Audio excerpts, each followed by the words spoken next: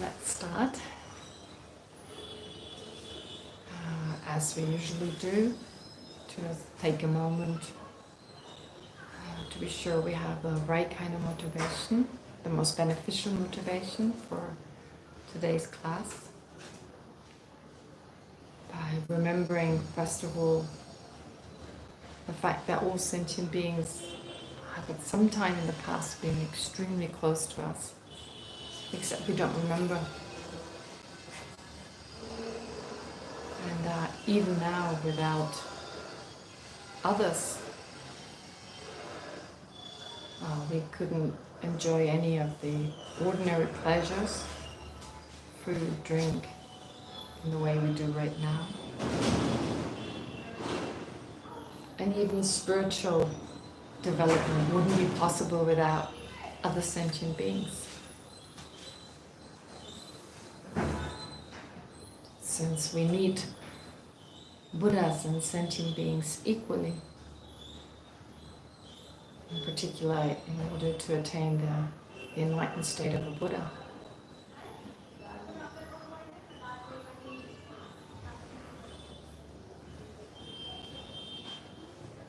And of course, let's not forget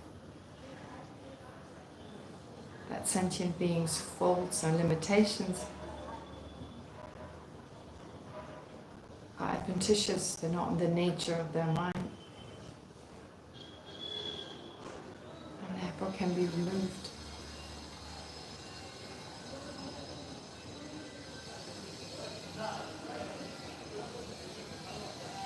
So based on that understanding, let's generate a sense of closeness and endearment with sentient beings.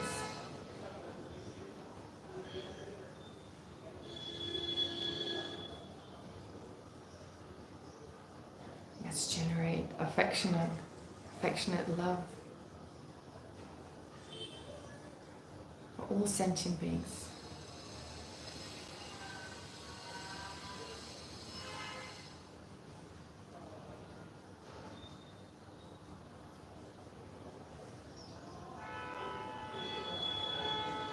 And then let's focus on the incredible suffering sentient beings constantly experience, which includes not just the ordinary, what we usually call suffering, but also just having this ordinary mind and body.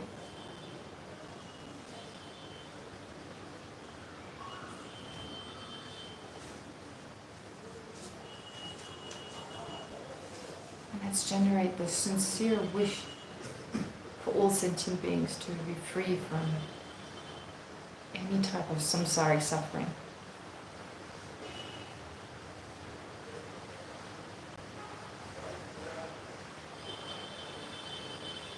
Any type of limitation.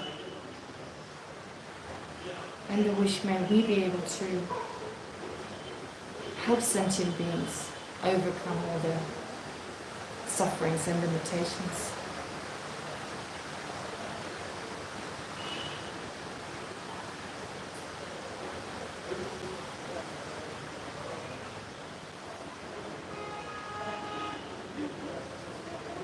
And since we can realistically only bring this about once we've become fully enlightened,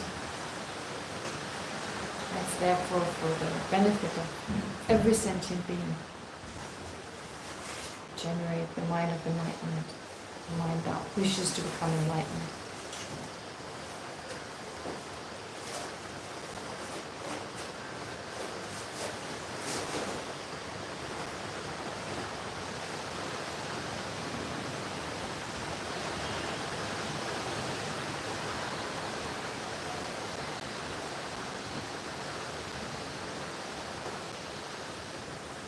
So without letting go of this motivation, this mind serving as our motivation, let's then recite the prayers. Until enlightenment, I go for refuge to the Buddha, the Dharma, and the Sangha. By the merits of listening to the teachings, may I achieve Buddhahood for the benefit of all sentient beings. Until enlightenment, I go for refuge to the Buddha, the Dharma, and the Sangha. By the merits of listening to the teachings, may I achieve Buddhahood for the benefit of all sentient beings. Until enlightenment, I go for refuge to the Buddha, the Dharma, and the Sangha. By the merits of listening to the teachings, may I achieve Buddhahood for the benefit of all sentient beings. May all sentient beings have happiness and the causes of happiness. May all sentient beings be free from suffering and the causes of suffering. May all sentient beings never be separated from the happiness that is free from suffering. May all sentient beings abide in equanimity, free from attachment and anger that hold some close and others distant. All right, great. So, last class, before we take the monsoon break. There were a few things that I never got around talking about. I meant to, but I kept forgetting, or, well, for whatever reason, I didn't do it.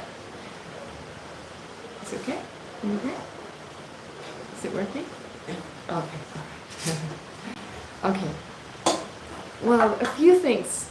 Venerable Lobsang is not here today, but last time I answered one of his questions, I didn't feel it was clear enough, so I had to answer it. Actually, someone else sent me a message, so I sent a message back, and I felt I made it a little clearer with the message than I did before. So his question was basically if we've had relationships with all sentient beings. In other words, every sentient being has not only been our parent endless times, but of course has been extremely close to us over and over.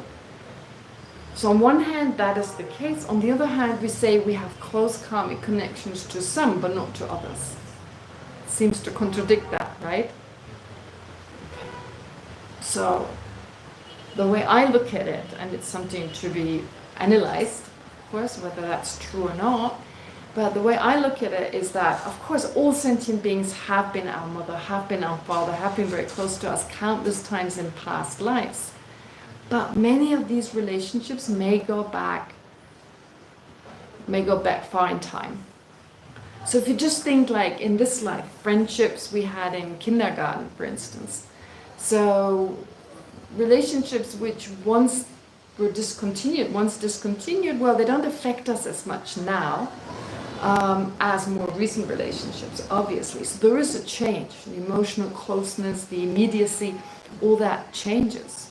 So similarly, with sentient beings having been extremely close to us in the past, well, that emotional closeness, that also changes. The karmic connection, basically, that karmic tie, it fades. So that's why we often have stronger karmic connections with beings we've recently been close to in more recent lifetimes. We've been close to in more recent lifetimes.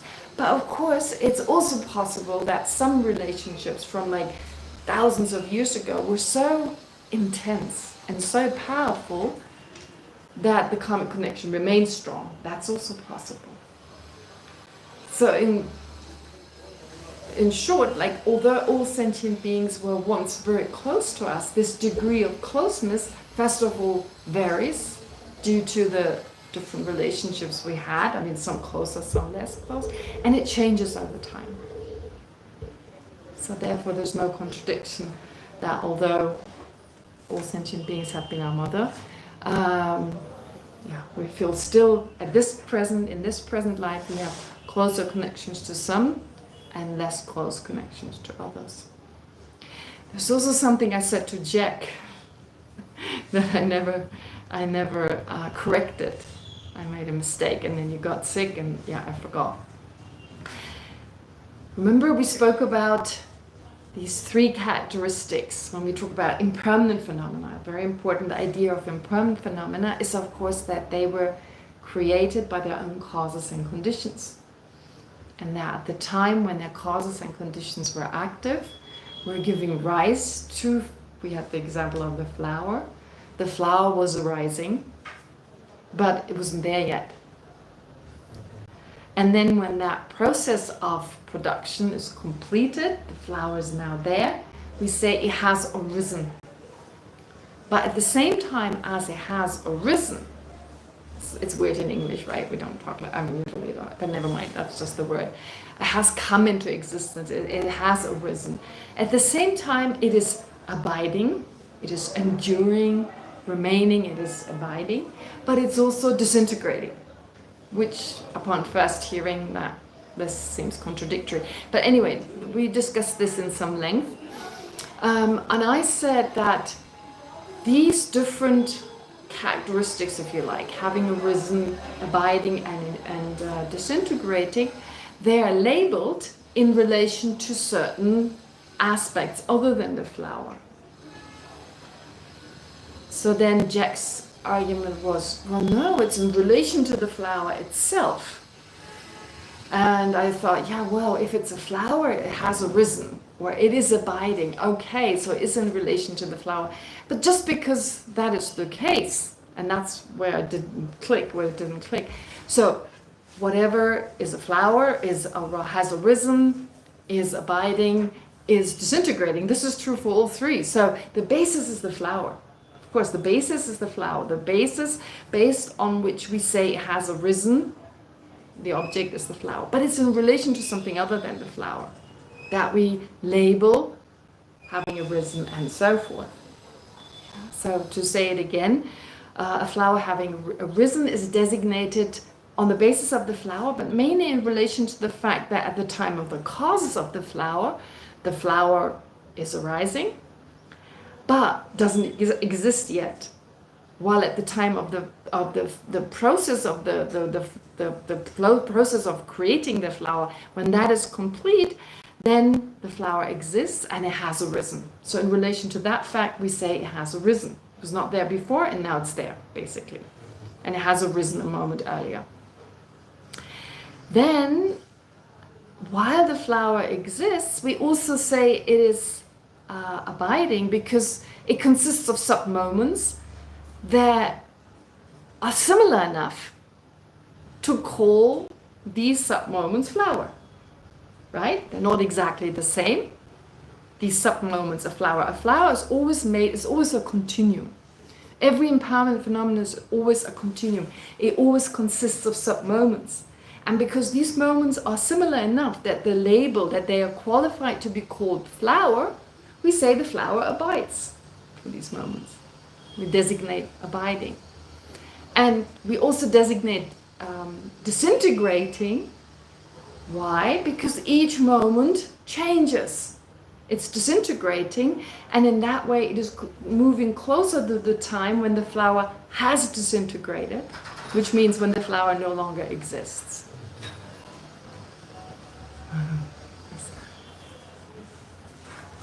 When the flower no longer exists. Oh, you missed the answer. Okay.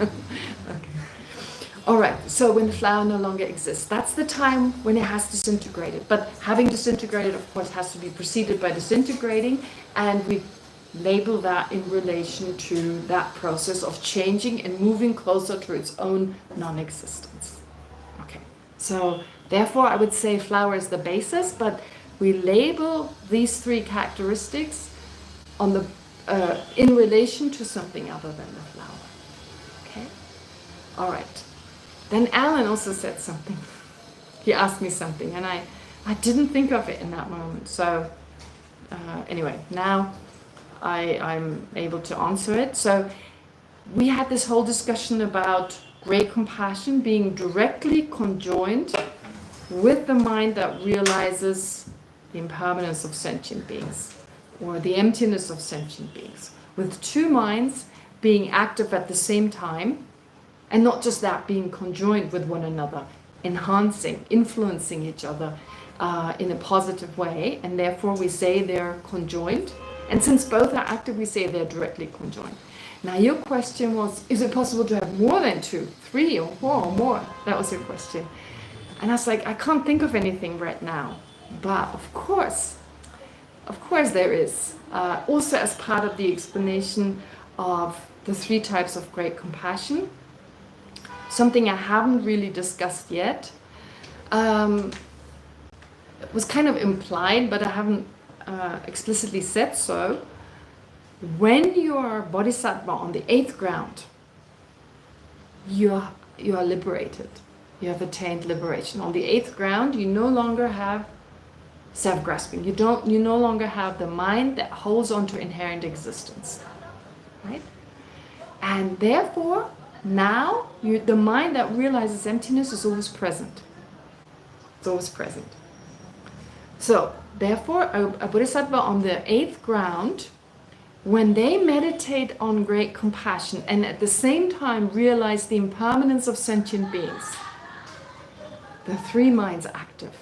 There's great compassion, there's the mind that realizes the impermanence of sentient beings, and since they've eliminated what is in the way for the mind realizing emptiness to arise, which is the root misconception, holding on to inherent existence, they also have the mind perceiving emptiness, possibly the emptiness of all sentient beings. So there's 3. There's 3. I mean, yeah, we could discuss this in word, but it's possible, it's definitely possible to have all 3 active. Great compassion, so the commentaries are very clear on that. We can debate it now, of course, is that possible or not? But it goes even further. You remember I spoke about the 6 perfections? Last class we discussed the 6 perfections. And in that context I also talked about the practice of the 6 perfections being combined. So you have the generosity of generosity, the ethical conduct of generosity, patience of generosity, what's it called? Concentration, no, joyous effort in connection or connected to great compassion or of generosity, then concentration of, and so forth. So you have all 6 combined with generosity. Yeah, so the generosity of generosity to offer all your virtues from having practiced generosity to all sentient beings, and then the rest we've gone through. But here, for a bodhisattva on a high level, would it be contradictory that they can actually do all 6 together?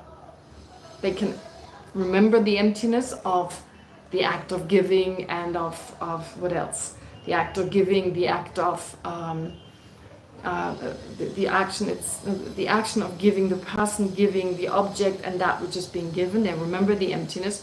There's a single-minded, or there's a single-pointed focus at the same time. There's patience with the reaction of the person receiving the gift and so forth. So it all happens at the same time.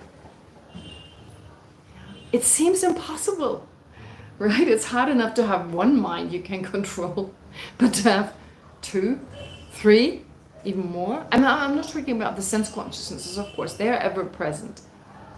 As long as we don't faint, don't sleep and so forth, as long as we're awake.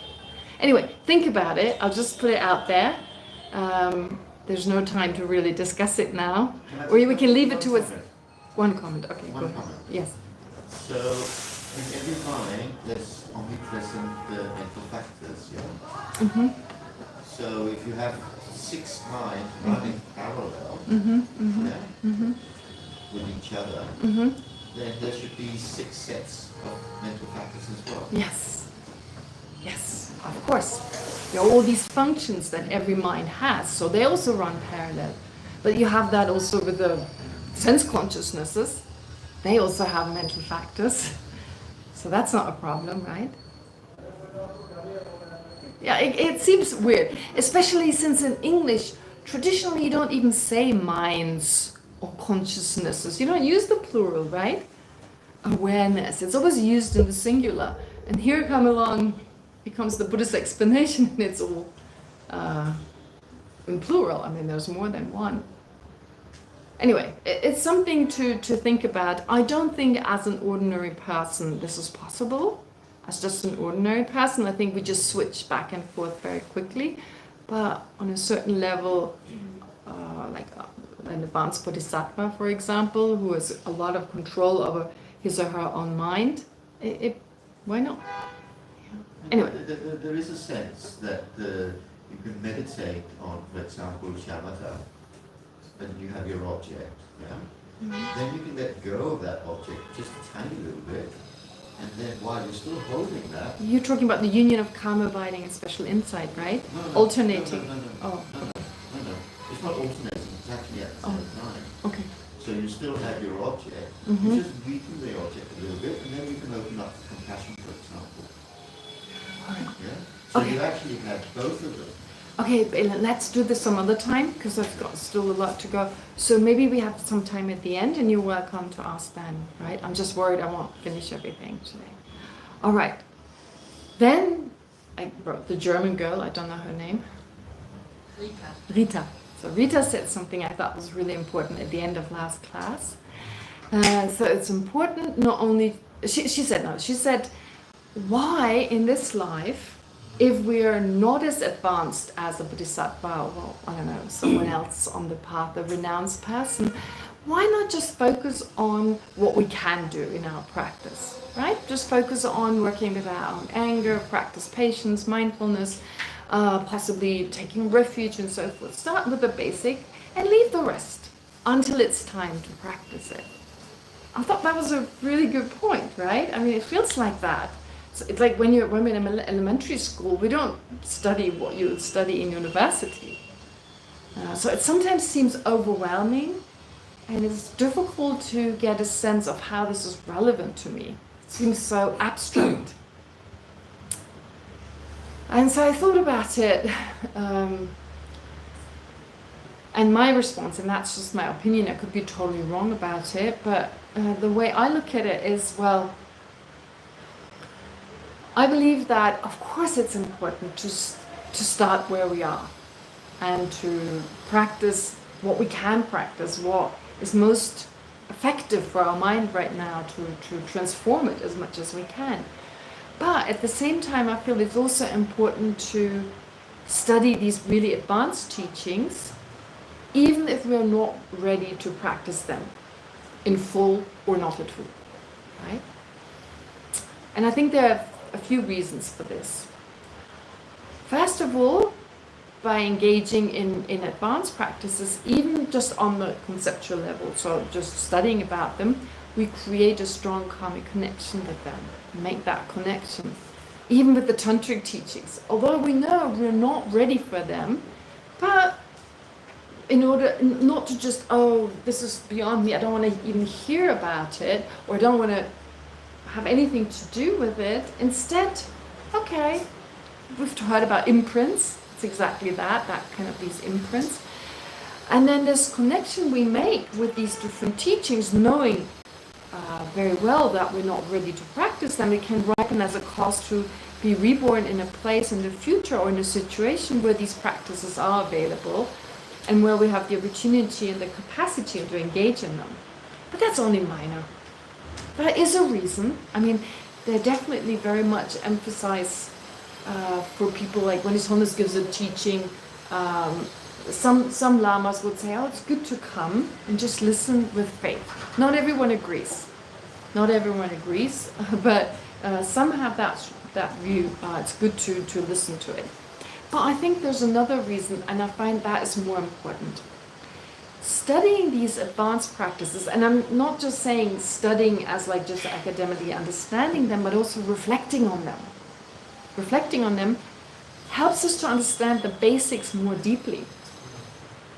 The foundational teachings, such as mindfulness, working with anger and so forth, they're not isolated steps, but parts of a broader path, as we all know. So seeing how they, if we study about them, we see how they connect to each other and how they're involved, how they evolve into more advanced practices, giving us a clearer picture how everything fits together, how every teaching fits or is connected to every other teaching. It just gives us a better sense of the whole puzzle of the vast Dharma, of each puzzle piece. This is something very interesting that His Holiness the Dalai Lama has said, and many of my teachers have repeated this. I remember years ago when I was still studying, I went to my teacher. here at the IBD, and one of his friends came over who was also a Geshe, and he said, yeah, it's so true. You only become a Geshe after you become a Geshe. And I was like, what? Can you explain that? And so the response was, well, when you do the Geshe studies, the way you do it is usually you focus in on one puzzle piece, on one particular topic, right? One topic you study really well, you debate it, you reflect, you learn about it, you reflect on it, you debate it, possibly meditate on it, try to internalize it, you fully understand it, and then you move on to the next topic, and then to the next, and then to the next. So you have all these puzzle pieces that you understand well, but as you move on, your mind can only take on that much, everything else fades a little bit. Of course, in preparation for your exams, you go over everything again, but you do it for the exams, you try to do it for the benefit of all sentient beings, but you basically also do it to pass your exam. And then when you're done with everything, you have time to digest, right? It's all like there's no pressure, you've got some time. You haven't had time for the last 20 years, but now you've got time. And you may teach a class, or you may just read again, and you have time to, wow, you see how it's all interconnected, how it all makes sense, how you can't have one without the other. Every teaching relates back to everything else you heard. That is so satisfactory. It's such a beautiful understanding, such a beautiful sense of, yeah, it all makes sense. I didn't like that topic, maybe I prefer that topic over this, but it's just as important. And you come to see its importance, its value, and even appreciate it, and I want to know more about it. So that's really important. But one third reason is, most advanced practices have more accessible versions we can already apply now. They all have them. Bodhicitta, we have baby bodhicitta. We did it this before we, started. I'm not talking about tantric practices. Okay, even those visualizations and stuff, yeah, there are versions. I'm not talking about the really advanced practices where you utilize the winds in the body. Okay, never mind. Although breathing meditation is kind of a preparation for that as well. But without even thinking of Tantra, but anything else. So every advanced practice has a less advanced or more basic version that we can do, right? So by understanding these advanced forms, we get better insight into what we're doing at the basic level and why, right? So this festival deepens our appreciation, but also helps us to practice with greater clarity, confidence, and prepares us, of course, really well for the more advanced stages.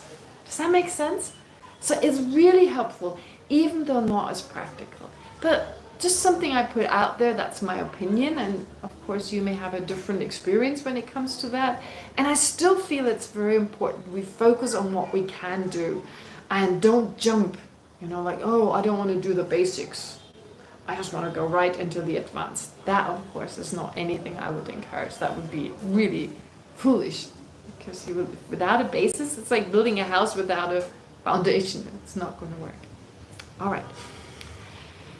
And then there's another question from Andrew. And I kind of slightly shortened it, so I'll read it and please let me know if I lost the gist of it.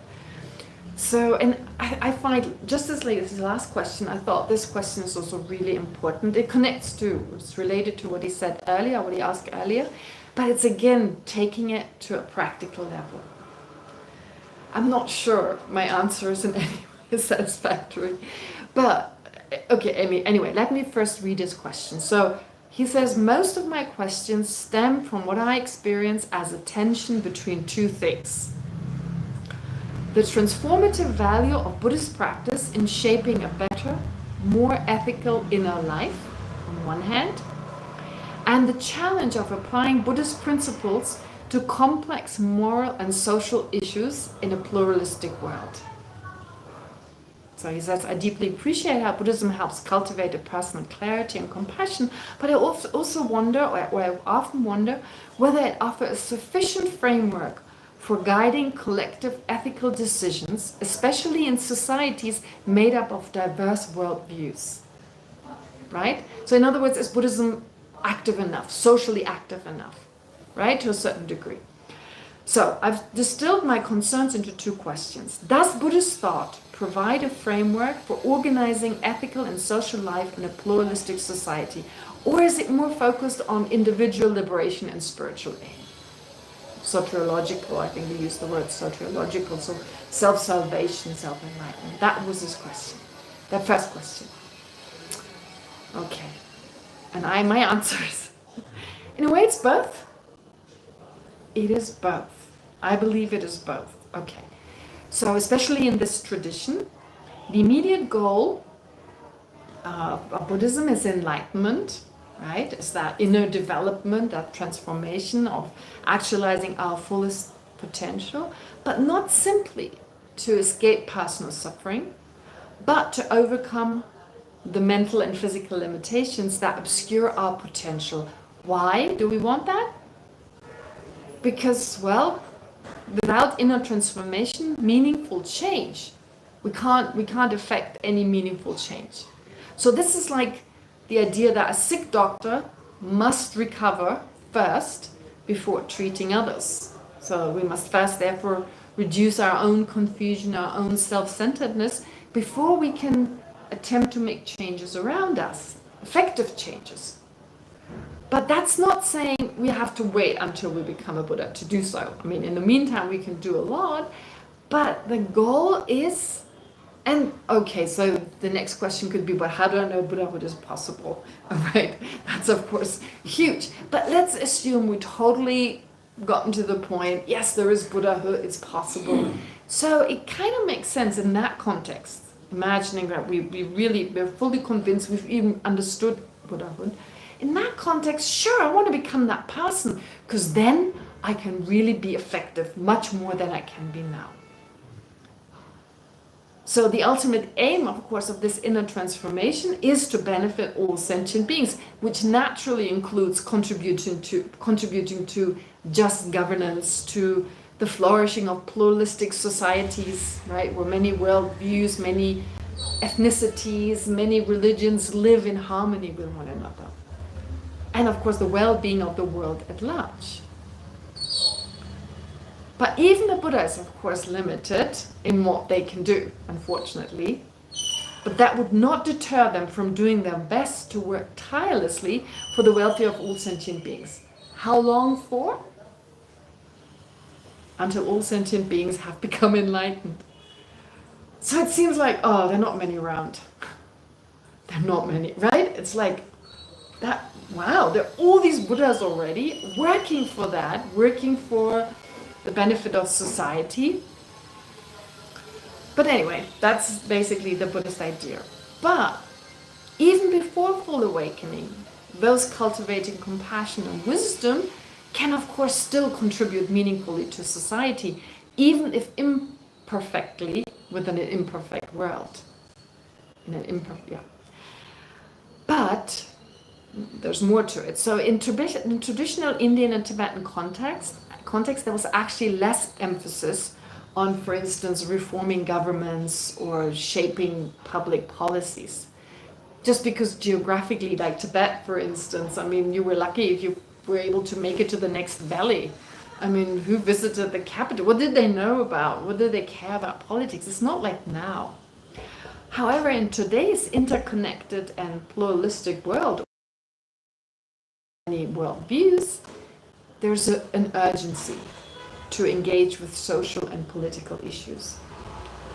And now we just have to think of what His Holiness just started a few years ago, well, longer than a few years ago.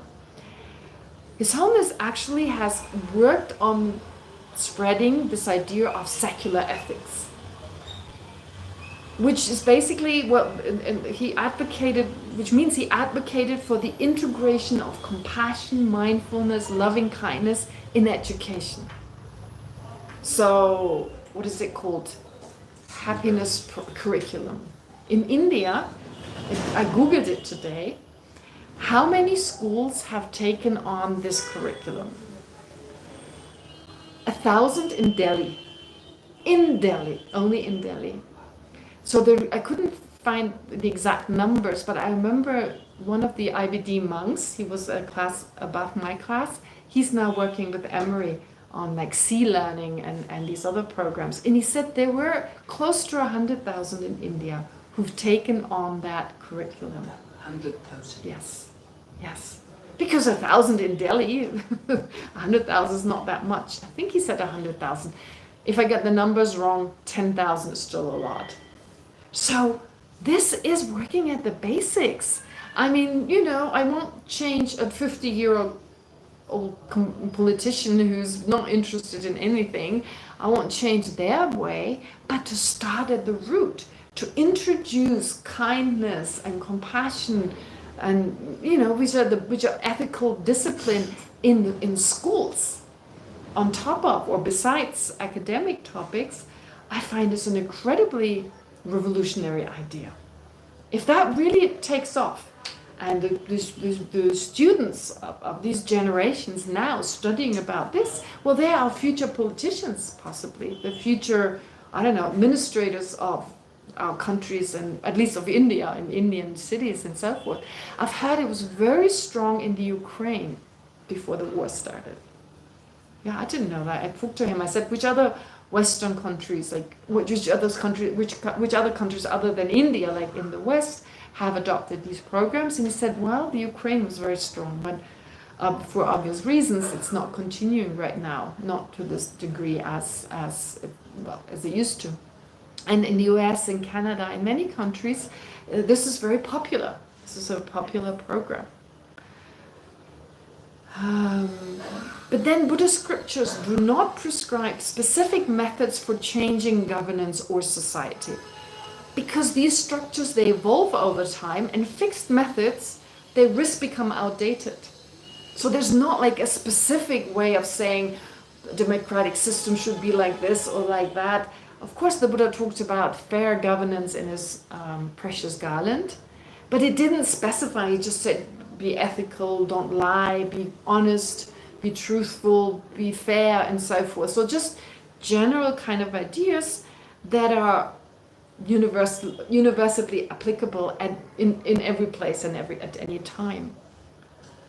So I'm pretty sure you don't like my answer, but this is what I can. And you know, Buddhism focuses on the individual very much, because it says the whole is made of individuals. So a whole society is very much determined by the beings who make up society. And if it's a Buddhist kind of society and every member of it practices, great. The whole society is, of course, affected by these positive kind of ideas. But if not every individual, and some, you know, they like to practice this and others don't, can't force them, right? So there's, of course, the importance of the secular kind of ideas, making it available on a secular level. So no matter what religious belief or non-belief there is. But anyway, yeah. So therefore, my view is that it's both. It does very much emphasize that, but it says meaningful change can only come about if we focus on our own change. But of course, bodhisattvas should be acting, should be contributing, and I think many do. Yeah, many do. Okay, anyway. And then he asks also, how can we know if our intentions are good? And what's the relationship between intention and consequence in Buddhist ethics? So the role of intention. Yeah. You also mentioned that some intentions may be positive, but we actually harm others. Remember, like you said, that some. Let me go back to your question. People may think that they're positive. May think they have a positive.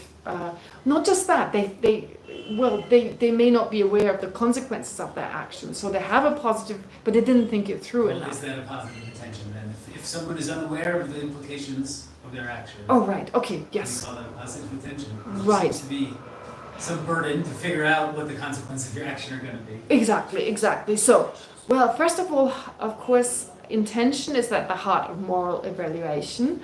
But intention is not enough on its own. From a Buddhist point of view, it has to be joined with wisdom and self-awareness.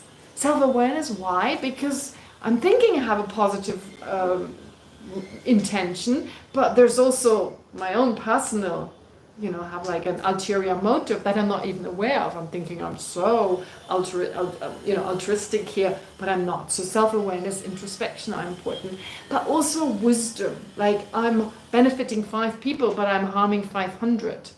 So wisdom, therefore, is important. Not just to focus on these 5 people I'm benefiting, but also on, and very important. So in Buddhism, there's always 2. What do you call that? Measuring sticks, that's the wrong word. I forget the term now. But anyway, there's 2 ways by way you can measure. You measure your motivation. One is the more people you benefit, the better.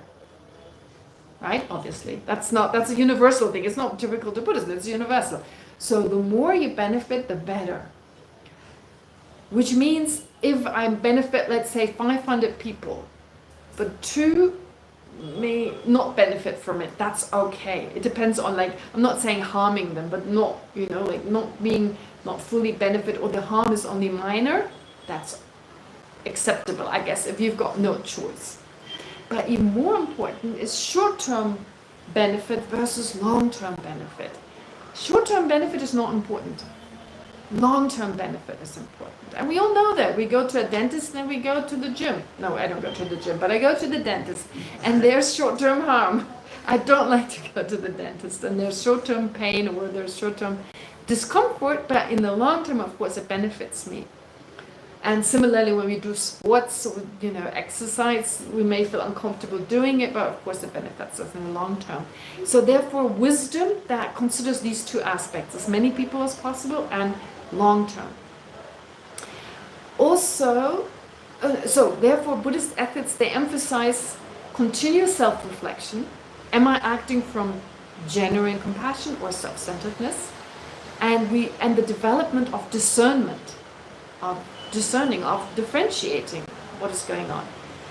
But also acknowledgement of our limits, while still taking responsibility for foreseeable outcomes. That is very much emphasized. But then how responsible are we for consequences, he asks, if we can't know them all? Right? How we can't always know the consequences of our actions.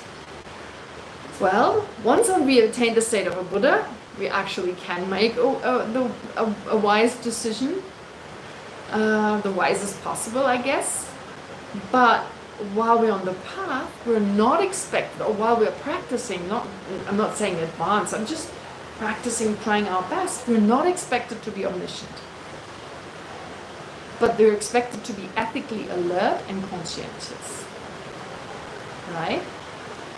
And there's also a moral difference between willful ignorance and honest limitation. Between what? Willful ignorance in the sense like, I don't really want to think about it. I just don't want to think about it. I don't want to think what the consequences are. Or don't tell me about global warming or whatever, right? So like willfully just ignoring the consequences of our actions versus honest limitations. I think that's also a difference. We have to differentiate. And good intentions don't absolve us of responsibilities, but acting with awareness and humility is key. So you gave the example, gifting someone with an iPhone when it harms so many people, the production of, this iPhone. So what decision to make? On one hand, I'm generous. On the other hand, I'm harming a lot of people. So when we weigh actions like buying a gift that may be entangled in unjust labor, then Buddhism asks, are we increasing or decreasing suffering overall? We should ask ourselves that question. Having sincerely tried to understand the implications of our choice, and are we willing to learn from mistakes and adjust future behavior? Those would be some questions we could ask ourselves. And then he asks, what about urgency? Isn't waiting unethical to do something, for instance, when it needs to be done? And the answer is yes, this is exactly where the ethics of the universal vehicle become essential. But we shouldn't be paralyzed by the fear of making mistakes, right? Because it's going to happen. So to feel like full of guilt and feel paralyzed when we make a mistake, that's not a good idea. But try to act as much as we can from compassion, fully aware that errors can be made. It's human, basically, to make errors and to err. Unless we're not talking about the highest level, you're just ordinarily. And to commit to learning and growing through the process of applying wisdom. Yeah. So in that way, in short, we should do the best we can with care, humility, and the courage to adjust. And it sounds so much easier than it is. It's so hard in an imperfect world. It's very difficult. Yeah. So sorry, I couldn't give you a satisfactory answer. It all sounds really nice. Well, putting it into practice is a different thing, and yeah. Anyway, all right. That's some of the, well, these were some of the questions that I felt, well, this was a recent question, but some of this I didn't feel like I had answered properly. And now I just want to do a quick overview over what we did, a quick one, but just emphasize a few parts, a few aspects that I think are most beneficial for our own practice. I hope I can do that. So, what we studied so far, we studied the preamble, as Geshe Jinpa calls it, the kind of introductory part, which is structured. First, well, we're introduced to the meaning of the title, different to a Western title, which is often more catchy than anything else. It holds a lot of meaning. It gives us already a sense of the content. So actually, what Lama Tsongkhapa wants us to do is to encourage us to study this text, kind of like advertisements in the sense like, well, if you're interested in these topics, this is the text to go for. You want to learn about emptiness? Fine. Fundamental wisdom. It's like that holy text that everyone's got on their altar or in their cupboard. But reading it is a different matter. It's really difficult. It's so difficult. It's so dense. And although it is taught, it's not part of the main curriculum. What's part of the main curriculum is this text. So you don't study this as part of it. On a personal level, you find a teacher, and they go through the text, but you don't debate it officially. It's not part of the curriculum that you debate. You don't take exams in it because it's like this difficult text. So basically, he's saying we learn this text, but in a way that makes it a little bit more accessible. So basically, distilling the most important bits, kind of like bringing them together, explaining them, but also supplementing them with aspects that you don't find in the fundamental wisdom, such as delineating clearly, this is the Prasangika view, which seems very similar to the other Madhyamika view. It is similar, with a very important distinction. So, when it comes to inherent existence, the non-findability, so to extract that, to make it clearer that this is the difference, Prasangika is this, Svatantrika is that. But also extensively refuting the mind-only school, although it's so important. It helps us to understand Prasangika better, still needs to be refuted. And to focus on the meaning of conventional truth by extensively explaining what does it mean to be merely labeled, to be designated. What does that even mean? Right? So this is what Chandrakirti has done according to Lama Tsongkhapa's explanation. But he also says he added the vast aspect. He added method, compassion, bodhicitta. All this is added. Because without it, it seems too dry. Right? I mean, our mind just works that way. If we study a text that only deals with emptiness, we kind of forget about. So we need both. We need both. We need the emotional aspect and we need the rational aspect. So therefore, the Chandakirti enters in the middle way. He comments on the middle way by supplementing it. And that is already meant to inspire us to study this. All right, and then the text starts. There's an homage, of course, a verse of homage from the translators, but that's not from Chandakirti himself. So it's paying homage to Manjushri, indicating it's a text on wisdom. So if we had any doubt, now we know. And then the text actually starts, the first text, the first verse. And of course, it's all about great compassion. What a beautiful way to start a text. Yeah, usually we just skip over the verse of homage, pretty much. But here, there's no way of ignoring it. It's like Lama Tsongkhapa encourages again and again, practice this. Because otherwise, it's just, we become like agunetso. What is agunetso? Agunetso. If you explain this text, if you talk about this text, and you don't fully understand it, you become like agunetso. What is agunetso? Agu parrot. Uncle parrot. Agunetso, yeah. Yeah, so Uncle Parrot, the Tibetans always talk of agunetso, right? So Lama Tsongkhapa actually says that you become like a parrot, Agu Parrot, like Uncle Parrot, if we don't really practice. So the best way to start any study on the universal vehicle, the best way is to generate compassion. It's so beautiful how this text emphasizes this again and again. You just can't escape it. Anyone's come to this class, there's no way you could escape it. It was all around. Well, because Lama Tsongkhapa talked about it, only that in the beginning. And I wanted to emphasize it more intensely than I had to, because otherwise it really just becomes dry. All right, anyway, so what did we learn? We learned that there are these Shravakas and Pratyeka Buddhas. Incredible practitioners, let's not underestimate it. They're amazing. But even they rise from great compassion. Not that they practice it, don't have to practice great compassion, but of course they depend on the Buddha's teachings, and the Buddhas in turn depend on great compassion. They would have never become Buddhas. And so we hear, yes, Buddhas, hearers and Shravakas and solitaire realizers, they arise from, or Shravakas and Pratyeka Buddhas, they arise from Buddhas. Buddhas in turn arise from Bodhisattvas. So indirectly here, Lama Tsongkhapa is also praising Bodhisattvas, right? Bodhisattvas, I mean, like, we feel like, Bodhisattvas, they're like doctors in training. Doctors are gods, but not the Bodhisattvas in training. I mean, doctors are the great ones, but I don't know, students, like medical students are not that great. But in Buddhism, they get a special place.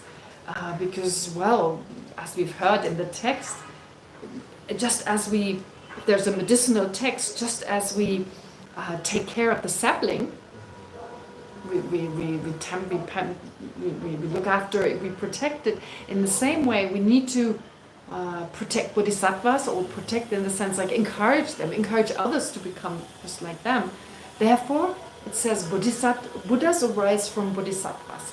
So implicitly also praising them. And how do they arise from bodhisattvas? Well, every Buddha was a bodhisattva once, and there are bodhisattvas, of course, who helped the Buddha to become a Buddha, and in that way they also benefited. They're also important for instance, Buddha Shakyamuni. But most importantly, we need 3 types of minds.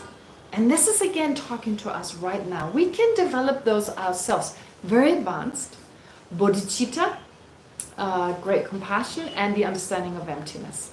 But even though we're beginners, it doesn't harm to learn about emptiness, right? To do the beginner's meditation, what is the I? Yeah, it's extremely helpful. So in preparation for eventually understanding how the I and everything else really exists. So that is the mind realizing emptiness. Then of course, great compassion. Yes, we have already baby compassion. We have baby compassion. And how do we know compassion and love can expand? Can they expand? Some of you know the story, like I've talked about this before. Being a nun, I've never had children, and I really don't get the love of parents for their children. I get it intellectually. But when my siblings started having kids, previously they were just doing their own thing and taking risks and, going on crazy vacations and stuff. And suddenly this little thing is born, tiny thing, and the whole world changes. It all revolves around that baby. No longer risk-taking, sleepless nights, everything evolved. So amazing, like I could see my siblings who, they weren't exactly selfish, but they weren't exactly altruistic either. But when it came to that baby, they were so just focused on its well-being. So that was really fascinating. And as As Homeless talks about it, he calls it biological compassion, biological altruism. So it's part of our biology, but it shows that we can all do it. And I remember some occasion when I talked to someone who had a few children, and I heard someone else had many children, another person, and one child died. And kind of my reaction was, oh, but they still have many others, right? Kind of I was like, sorry, I'm sure I'm put it in a more skillful way, but I kind of said, yeah, but they still have others left. And the person I talked to said, it doesn't matter. It doesn't matter. You have 5 children, 1 dies, is just as terrible as if you had 2 and 1 dies, or you just have 1 and 1 dies. And then I understood that the kind of love you have for your children is not like cookie dough. The more you roll it out, the more you spread it out, the thinner it gets. So it's not like you love one child 100% and you have 2, it's 50-50, and 3 and so forth, right? You have 5 children, you've got only 20% left. So it's not that bad, I mean, your attachment, etc. So it grows exponentially. Our love, you have 30 children and you can love each and every child in the same way as you would just one, right? So anyway, it sounds bizarre that I even thought along these lines, but I've been always interested how come that in one of the texts we study in the Pramanavartika, it says our love can expand endlessly. First I misunderstood that. I thought endlessly means it grows always stronger. So even within the Buddha's mind, it keeps growing and growing and growing. And I was like, that is weird. I thought there was an end to it once you're a Buddha, right? Tamidopewa. In Tibetan, it seems to be actually saying that Tamidopewa, like it increases endlessly. It says literally, it increases endlessly. Ta means end or limit, and then me means no, and pel means to increase. So I had this view like, so even the Buddha doesn't have the greatest compassion because a 10-year Buddha has greater compassion than a 1-year Buddha. Do you see the logic I followed? But then I realized that that's not what it means. It means something else. It means endless sentient beings, endless love for each one of them. So the idea that they're limitless sentient beings. You can't put a number on sentient beings. But a Buddha's love is such that it's equally for every living being. So it means we can generate our compassion we have right now for 1 or 2 people, we can expand it like parents do it for their children, their love and compassion for their children. So 100, 1,000, 10,000, right? We all have that capacity. And that should really convince us that through practice we can do it. It seems impossible right now, but there's a logic, there's even a scientific, if you think of children and parents and so forth, the scientific reason that establishes the possibility of that. So first understanding that. Then it talked about bodhicitta. Bodhicitta, we can practice bodhicitta now. We fake it until we make it, right? So again, generate compassion as much as you can. Think of whatever Buddhahood, whatever sense you have of Buddhahood. Just take that. And have the 2 combined, the 2 components. That's what the text stressed. The 2 components of compassion, great compassion for sentient beings, and focusing on enlightenment. You need to have both. So the wish to become enlightened, but of course driven by your main wish to benefit sentient beings. Just do it. Don't wait. Don't think, oh, I'm not ready for this. If I do it, I don't feel blissed out. Just do it anyway. It doesn't matter. It's like when you go to a gym. It's not like you feel great every time you do the exercises. You don't expect to walk on clouds when you leave them. You may be in pain for the next 2 days, and still we do it. We know it's good for us. So I think it's in the same way, and it's much cheaper to do this than to go to a gym. I keep comparing it because the similarities are striking, like training our body versus training our mind. It works in the same way, to just do it. Just do it. That doesn't always work, of course. Our mind won't always go with that. But at times I think we can kind of force it to a certain degree. All right. But anyway, understanding, compassion, non-dual wisdom, and here it's contrived bodhicitta. It's not even actual bodhicitta. Those are the causes of the bodhisattva. Okay? So heroes and solitary realizers are the result of Buddhas. Buddhas are the result of bodhisattvas. Bodhisattvas are the results of wisdom realizing emptiness, bodhicitta, and contrived bodhicitta. Contrived bodhicitta, wisdom realizing emptiness, and great compassion. Here, of course, wisdom realizing emptiness, in the case of a practitioner who wishes to understand first that enlightenment is possible. Right? Because how do we come to know that enlightenment is possible? When we realize emptiness, we can understand that the mind, that is the main perpetrator, if you like, the main cause for all our problems and limitations, is the mind that grasps at inherent existence. That is responsible for everything. The mind that holds on to inherent existence is the root cause of all our suffering. We can all agree on that, right? Everything else arises from that mind. The other afflictions, our suffering, karma, all that arises from that mind.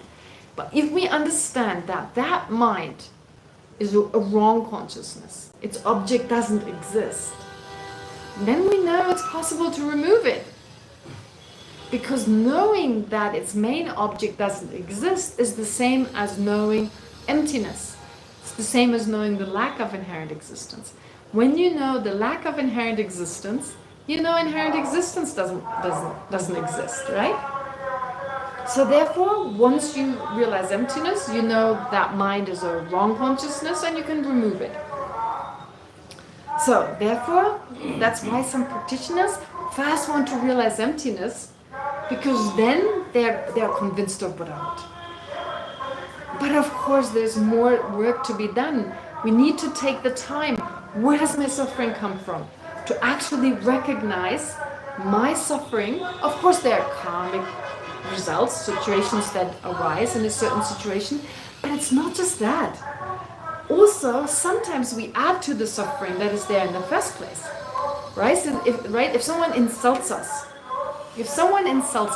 being insulted from a Buddhist point of view, of course, is the result of a karmic action in the past. It's hard to prove that. Very difficult. That's very subtle. But what usually happens when someone insults us?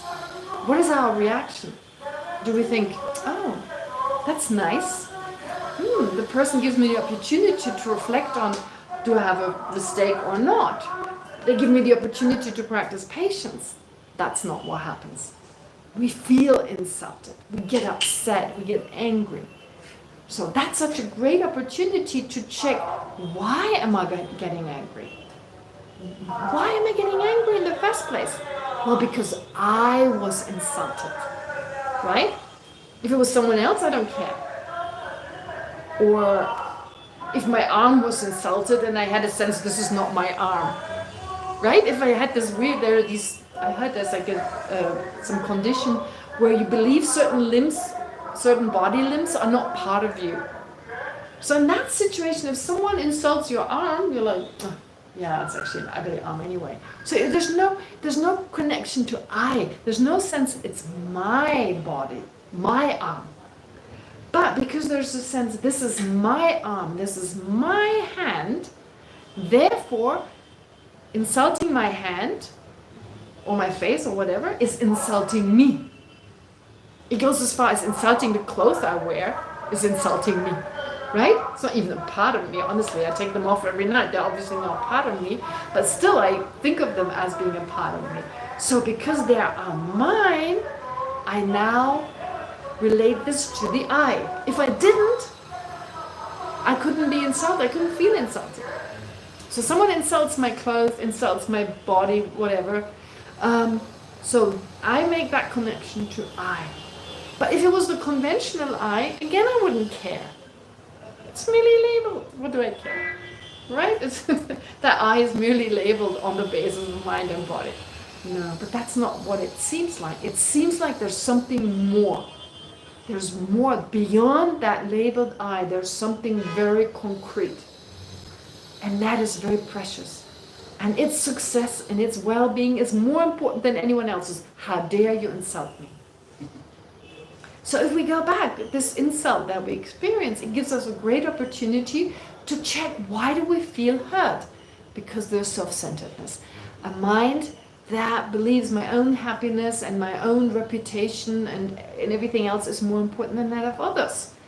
But I can't blame this mind. I mean, it can't help it, because there's a root misconception. And there we go. We can always trace it back. We can trace it back.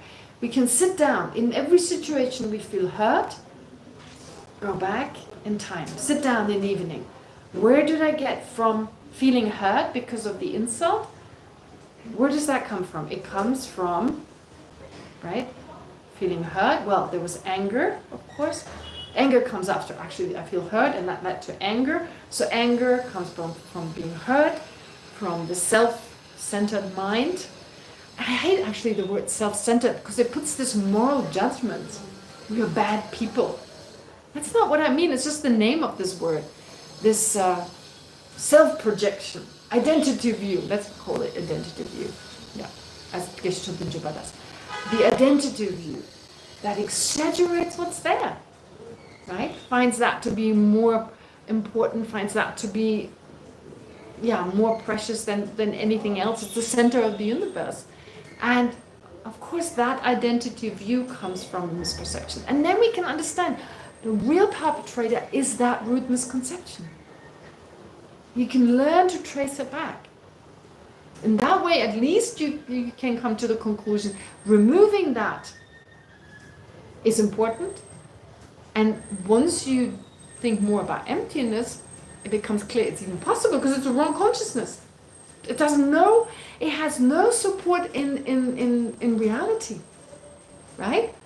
So just as I can remove my fear of a snake in the cupboard by finding out it was a wrong consciousness, there was never a cupboard and there was never a snake in the first place. So that removes all my fear.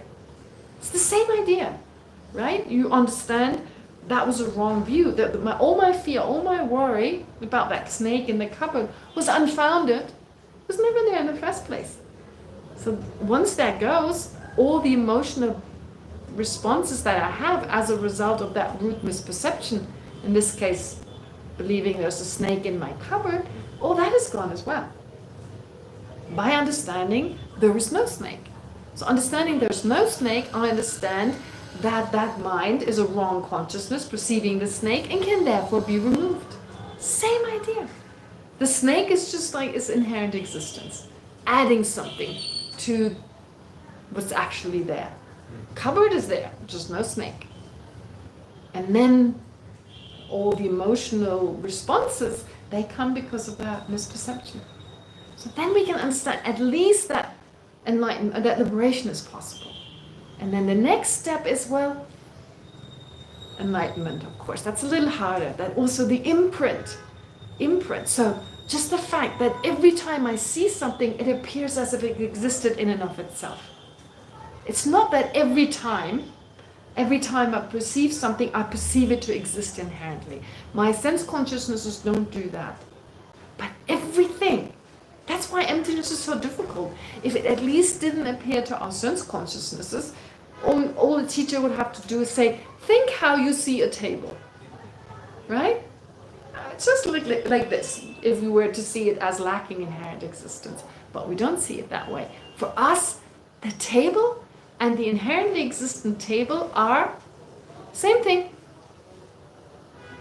That's why when we start to refute the inherently existent table, we refute the table. We end up thinking nothing can exist because, of course, whatever exists, exists inherently. That's an attribute we automatically assign to any object that appears to us. It seems like you're just over there. You're just over there, and I perceive you as you are. My eyes are like a looking glass into the world. But as I always say that, I always come back to modern science telling us, well, at the very least, the colors are not there. The colors that I see are just light waves. So what I see, what I believe to be objectively out there, it's not there, because shapes without colors don't exist. Therefore, colors, the way I perceive them, are not there. So what I see right now, shapes and colors, don't exist the way I perceive them. That's already very helpful to understanding that phenomena don't exist the way they appear to my eye consciousness, for instance. But that is very coarse. Everything, it seems to exist over there. Nothing to do with my mind. And that's where the main mistake lies. Right? And we can understand that. We can all understand that to a certain degree. If we think about it enough, if I can understand it, everyone can. I mean, I don't understand it fully. I understand the basics, but enough to keep me going and to think, wow, there's nothing greater than this. Right? And I'm thinking, if anyone else understood it that way, I mean, anyone can. Anyone can understand it that way. It's just a matter of time. And I'm only at the beginning. Anyway, I don't want to advertise anything here, but the point is, therefore, we can practice emptiness to that degree, taking modern science, the way I just described it. We can practice great compassion, starting with little compassion, as well as the bodhicitta. And then we can take it further, because what does Chandrakirti do then? He talks about, he talked about compassion in general. Now he goes more into the specifics. He says, how can we generate compassion? By focusing on ourselves, first of all, how we're slaves to our identity view. Right? We're slaves to our identity view. Oh no, identity view is not the self-centered mind. Sorry. I called it the self-centered mind. You see, when I talk, I sometimes can't think. No, I called the identity view is the misconception of the self, of I and mine. And the self-centered mind is that self-cherishing mind, right? I don't have a good alternative term for it. Sorry, I mixed up the terminology before. So anyway, if we've, in order to generate compassion for others, well, let's look at our own predicament, how we are slaves to our identity view and the resulting attachment to the I. That's maybe a better word. Self-centeredness is just a type of attachment to the I and mine. So how this is the perpetrator, how this is responsible for everything. In my case, every problem I have, it always comes down to the self-centered mind, right? That is more immediately. There's more immediacy in the sense of like it's emotionally more the perpetrator actually. The main cause being, of course, my misconception, but it's the attachment that keeps telling me, oh, how dare they? How great they are. I don't want to be without them because it helps me. Yeah, that's much more immediate in that sense. Much more. But of course, the main perpetrator is the I, is the identity view. So understanding that, and then understanding how I suffer from that, so do all other sentient beings. Right? Everyone is controlled by that. Having this incredible mind, this pure mind, just like a Buddha, and still they can't get out of it. It's right there. They have everything to be a Buddha now. Everyone has all the ingredients to be a Buddha. And just not always moving in the wrong direction. Not knowing, out of just not knowing it better. Right? So I'm like that, but so is everyone else. And so no wonder they act in such self-destructive ways. When I say self-destructive, anything destructing other or destroying or harming others is mainly a self-destructive way. Right? And then we're more able to reflect on, well, generate compassion, sincere compassion, thinking, oh, may sentient beings be free from that, from all these faults and limitations, and may I contribute to that. And of course we could also think how sentient beings are reborn, like the bucket example, the bucket and the water wheel, and no control, in and out, in and out and in and out, so like the lower realms, the upper realms. Anyway, remember the analogy? So based on that we can generate sincere compassion. And then we bring in wisdom. What is the wisdom? Understanding impermanence of sentient beings and understanding emptiness of sentient beings. And we can all do that. We can all do that. We can all practice that to some degree. And that doesn't mean we have to sit on the cushion without being able to move, and our knees hurt and my back is painful. We could just do it anywhere. And usually we take a lot of time, we use a lot of time to just daydream. That's okay. Some daydreaming is fine. It's probably necessary for our mind. But maybe, lying back, reflecting some of these points as well, and see whether they have a certain effect on our mind, possibly on our anger, on our resentment, and so forth. Yeah, so that's what Lama Tsongkhapa, what Chandrakirti basically, of course, teaching us the 3 types of compassion, and that's it. So that's the main kind of message here. And what are the wider implications? Well, first of all, that we can all do it, and that compassion and wisdom have to be combined, right? They have to be brought together, and we can do that.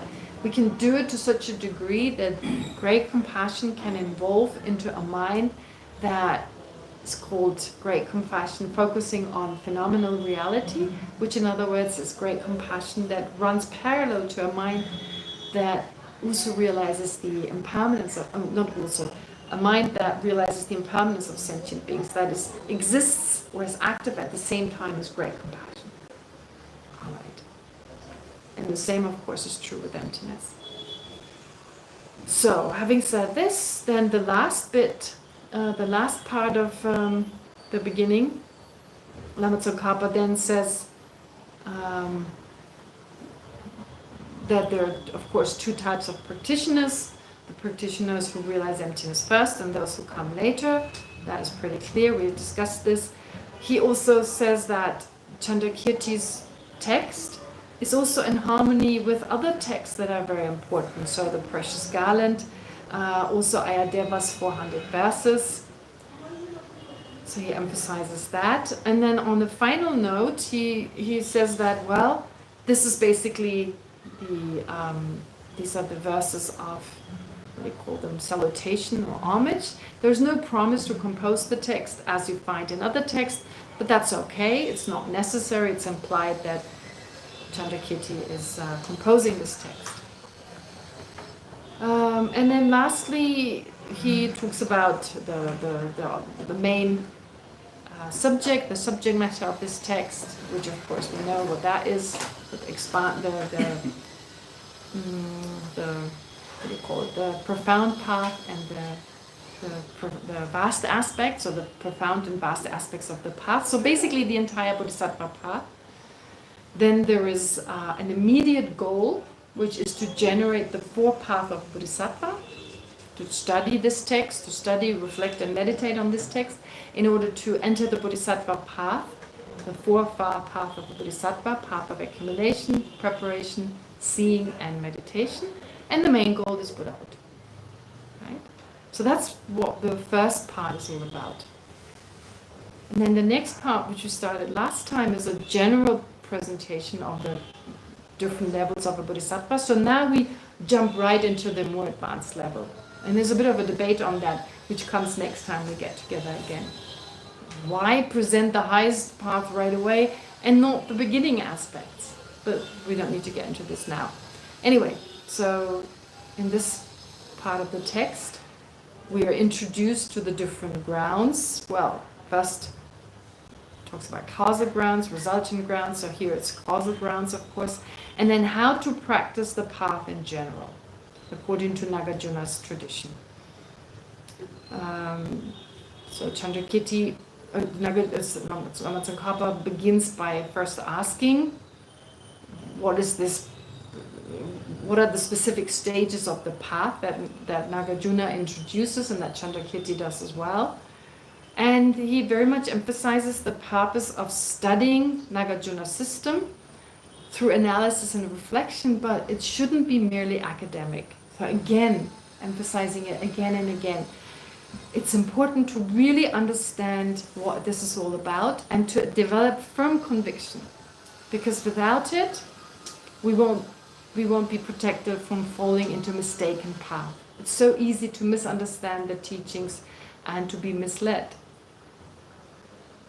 Then Nagarjuna also talks about the importance of the three main texts. Lama Tsongkhapa also talks about the three main texts, Nagarjuna's main text that he used, the precious garland, which emphasized the 6 perfections. Now, once we finish this first part, the next verses are all about the 6 perfections.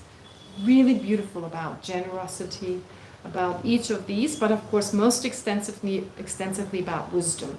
So the first chapter deals with generosity, the second with ethical conduct, and of course 6th is then wisdom. That's most extensive. And this is all taken from, well, mainly taken from the precious garland. Then there's also the praise to the ultimate expanse, which, as we had before, it emphasizes Buddha nature.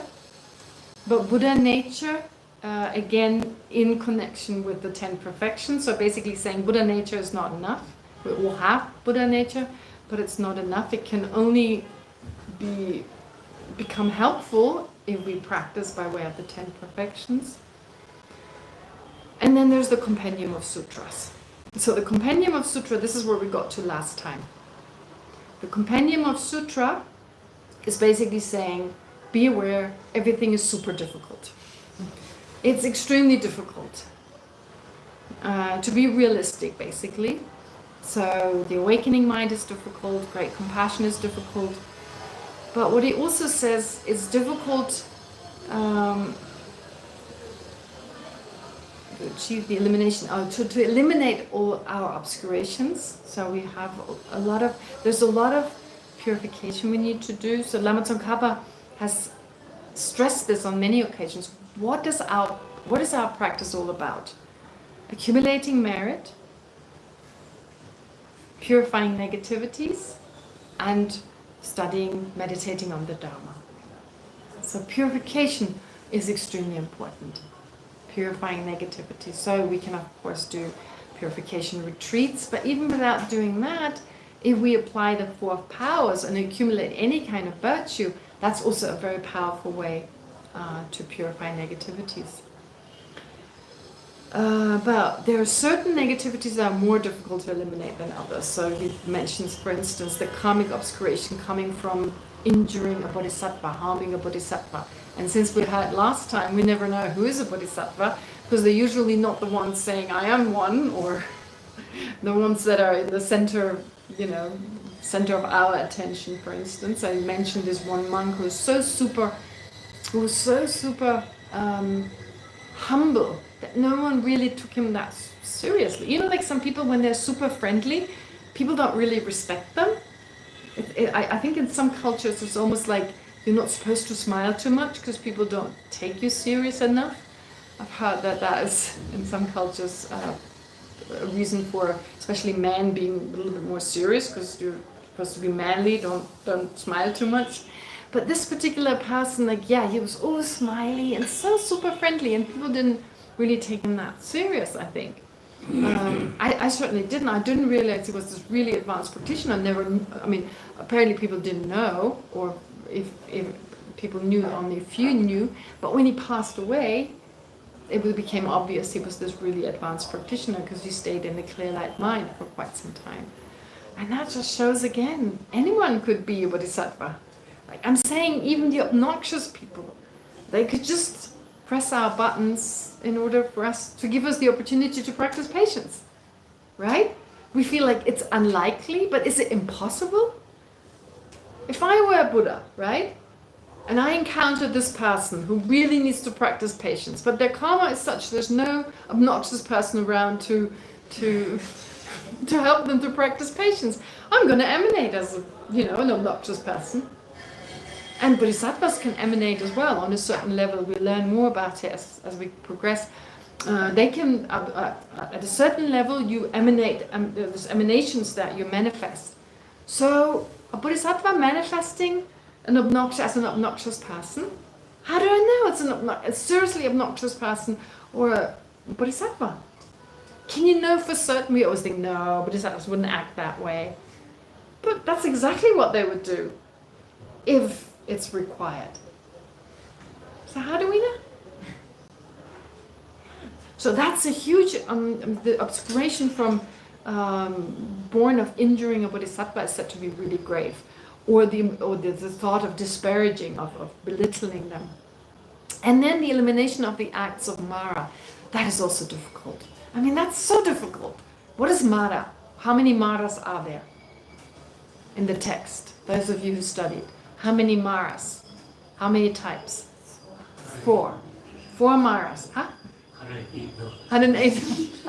Well, you could extend, yeah. But usually in the text, like for instance in the 4th chapter, is it the 4th chapter? Yeah, the 4th chapter of the Pramana, not the Pramana, but the Abhisamaya Alapakara talks of 4. So those 4 have subdivisions. Anyway, what are the 4? What are the 4 Maras? Very important when you study philosophy. What are the 4 Maras? 4 demons, as they're sometimes translated, but no, it's actually more obstructive forces. What are the 4?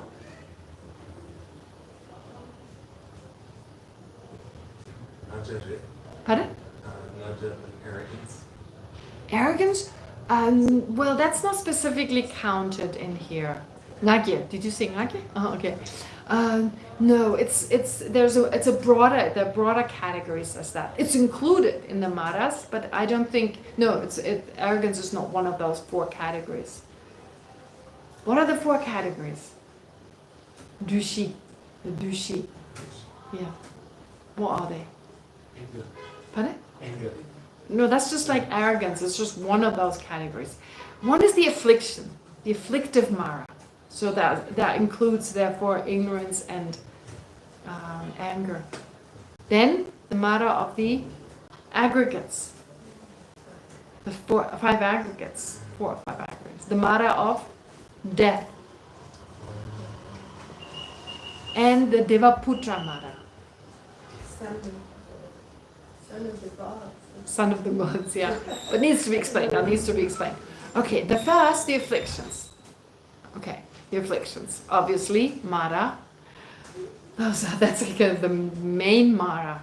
Again, in our case, everything I described, the identity view, which is grasping at the inherent existence of the I and mine, is an affliction. And so are all the other afflictions that are induced by that root misconception.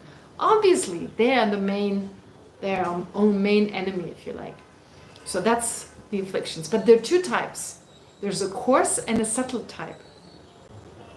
The coarse, what is the subtle? Coarse is what I just said. There's a subtler version. Imprints? Yes? Who said it? Someone said it. Imprints? Imprints, yes. The imprints from the afflictive obscurations and also the cognitive obscurations. They are the subtle version. Then the 5 aggregates, they are Mara. Why are they Mara? That's the course. The 4. So, course. Let's say the course is this: the 5 aggregates that are the result of karma and afflictions. Why are they Mara? How do they obstruct us? What do the 5 aggregates do? Our ordinary good. Pardon? They get sick. Contaminated. Pardon? They get sick. They get sick. Okay, yes, they get sick. They lead to wrong conceptions, to wrong perception. Yes, Yes, they basically give rise to wrong conception. I mean, like, in what way do we talk about the 5 aggregates? How they usually said to be a problem? In what context? For instance, suffering. Suffering. Average of suffering.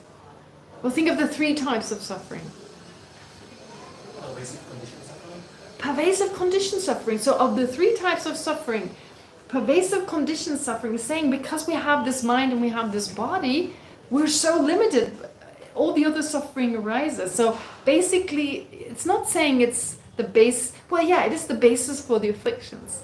Of course, the afflictions are the main cause, but because we have this mind and body, we continue to cultivate these afflictions. They continue to exist.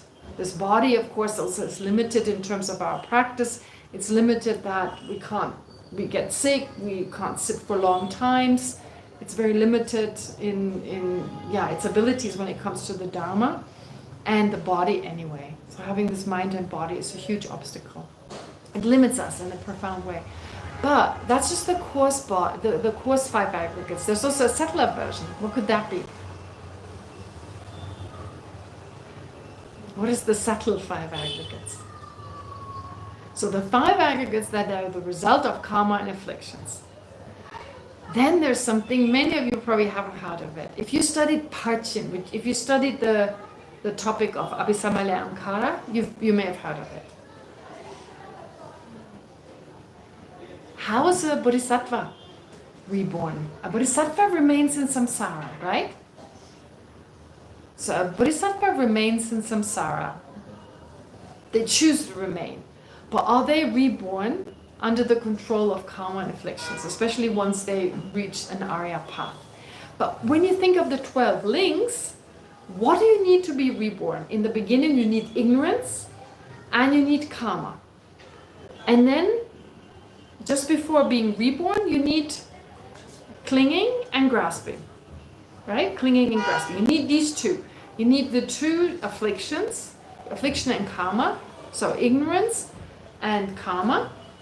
And then you need, for that karma to be ripened, to be actualized by number 8, craving, and number 9, grasping.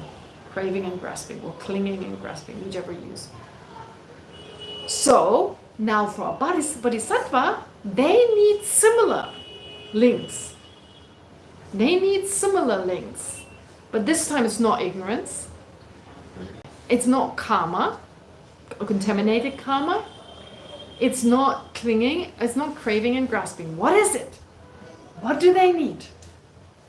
Aspirational prayers.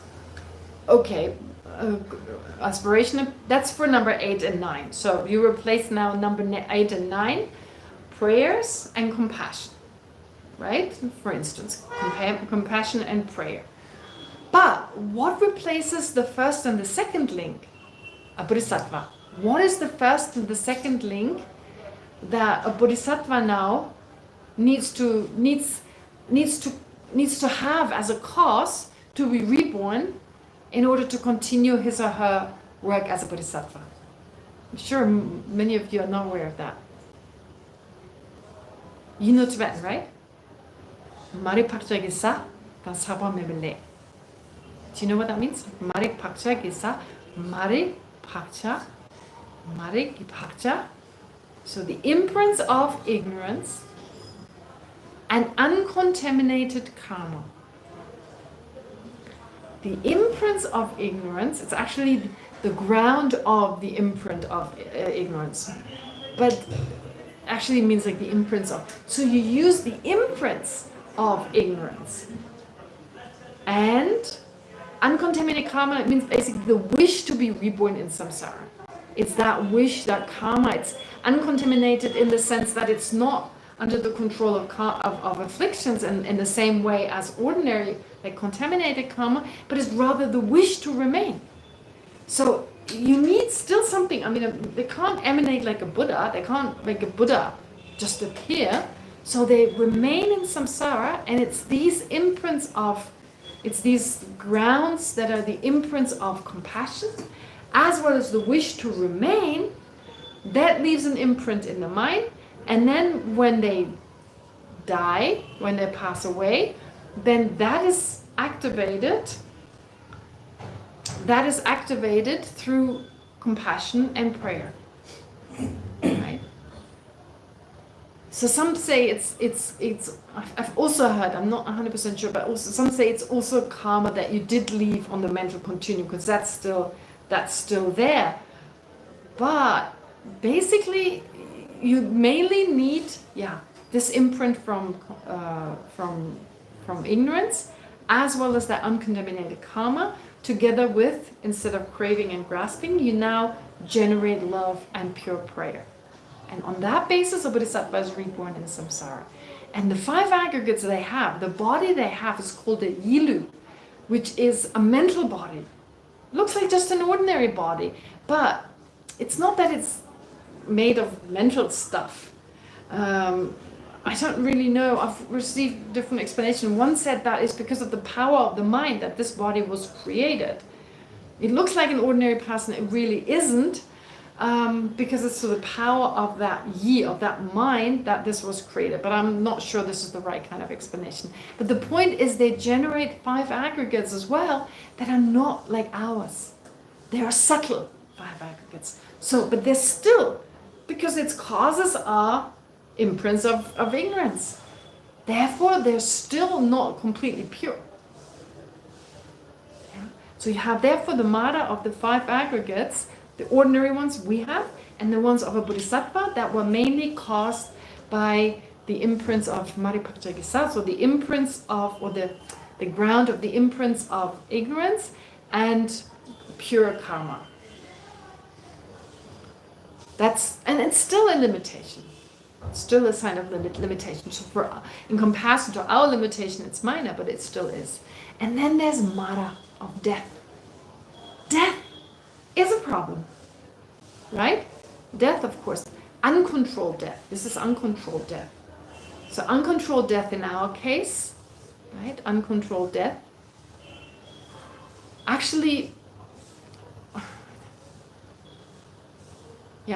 Actually, also when we talked about the bodhisattva who's reborn under the control, this also includes someone who's become a hera, who's attained the liberated state of a hera, and now wants to enter a bodhisattva path. They need to take on a body. They don't have the 5 aggregates any longer, right? The 5 coarse aggregates, well, at some point they leave them behind. When the karma is exhausted for these 5 aggregates, they leave that body behind. So in order then to enter the Mahayana path, they could enter the Mahayana path on that body. If just shortly after their liberation, they choose to enter the Mahayana, the universal path, they choose to do so, then they do so with the same body. However, they may just remain in that absorption for a long time, in the absorption on nirvana, of having attained that state of liberation, right? That blissful state. They worked so hard to get there, they're going to remain in that state for some time. They could stay there for many, many eons, they say, which is why it's seen as a detour going through the hero or solitary realizer path. It's seen as a detour simply because some remain in that blissful state and don't want to continue on to enter the Mahayana path, the Bodhisattva path, right? But at some point their meditative absorption on that level will weaken a little bit, and now the Buddhas can inspire them. There's more work to be done. They inspire them, they somehow communicate with them, I don't know how, mentally, I guess, and so it weakens their their meditation is already weakened, and the Buddhas communicate to them there's more work to be done. And since there's no longer any identity view, there's no longer jigda in Tibetan, that's jigda, identity view. Jigda. So since there's no longer any what do you call it? It's self-cherishing and so forth, it comes easy. So they are convinced to enter the universal vehicle path, and so now they need to take on a body. They have to take on a body. You cannot accumulate merit without having a body. How do you practice patience? No, not patience, generosity. Of course, you could just mentally do so, but the whole act of body, speech, and mind, and for that you need speech and you need a body. And the body they take is no longer, of course, it cannot be the coarse mara, the coarse mara of the 5 aggregates. It can only be the subtle mara, the way I talked about it before. Okay, that's that. And then the next is the mara of death.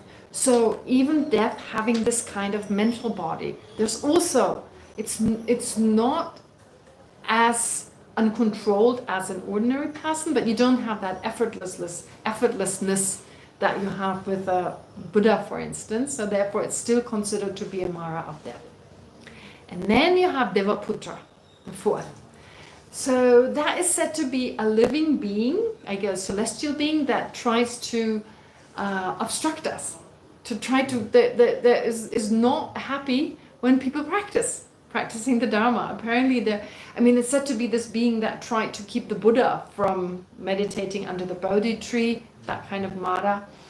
But it could also be, anyone who's trying to keep us from practicing. I'm pretty sure maybe family members or friends who are not happy with what we're doing, that could be an obstacle. That's the coarse kind of Mara, Devaputra. So either son of gods, like a particular celestial being is called Devaputra, or some other beings. And then the subtler ones are just any kind of obstacles, karmic obstructions we have. Right, wanting to practice and always something comes up. You want to do a retreat, you don't find a place. Whatever all the obstacles are, and they could also be, some of them of course be included in the other maras.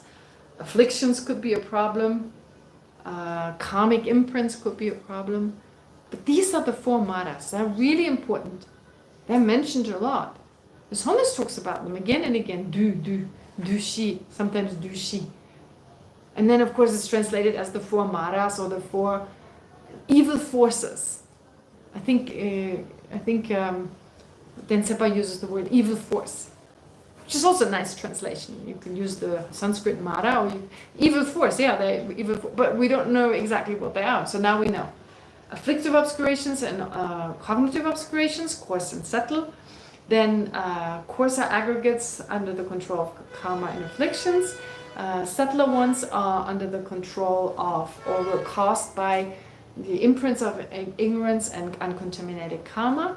Death is the death of these aggregates, coarser and subtler, right, respectively. And then there's the obstacles, external obstacles in the form of living beings, so like celestial beings trying to prevent us from studying, from practicing, or the subtler versions like external other obstacles or internal ones in particular. Yeah. Sorry, could one say that these obstacles, the 3rd Mara, and the Son of God, or the... The 4th Mara, the 4th, that's the 4th one, are they connected to one's karma, or Sure. you know that it is my karma to have Sure. these come up and Sure. disturb? Yes.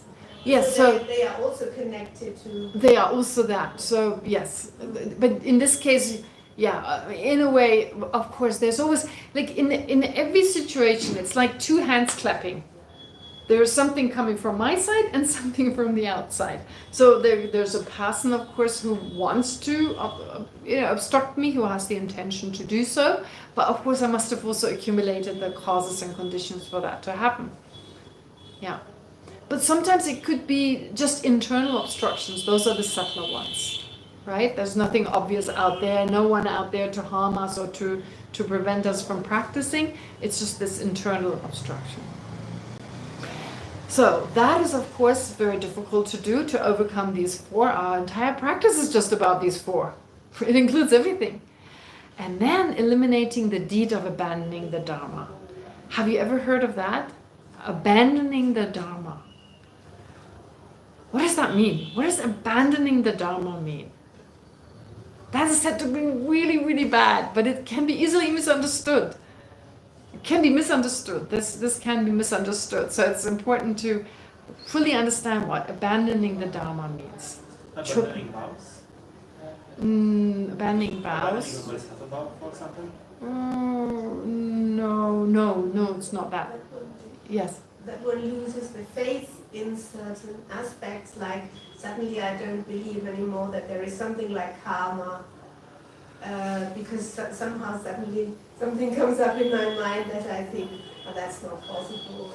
That's not abandoning the Dharma. It's actually out of a negative, like an affliction, such as arrogance or resentment. So that's why it's good to understand it. It's not like when you suddenly have doubt and you feel like, I can't do this. It doesn't, like, doubt, confusion, kind of temporary kind of disinterest. That's not included. So that's important. That it comes out of a particular, so an arrogance, resentment, and strong wrong views, I guess you could say. But usually, coming out of this kind of arrogance, etc. So, for instance, I give you well, maybe you can come up with something. What would be an example? It doesn't have to be the entire Dharma. It can be some Dharmas, to give you a hint. How, for example, about a teacher that we are disappointed in, that has, for example, a scandal or something, and then we are resenting the teacher that was before part of our refuge tree. Okay. So the teacher. So if we have committed to a particular teacher, and we then, but that's not the Dharma as such. It's also something we need to be careful with, especially when we have received tantric teachings. Then that becomes a huge problem. But no, it's actually more specific, the teachings. Putting down the fundamental vehicle.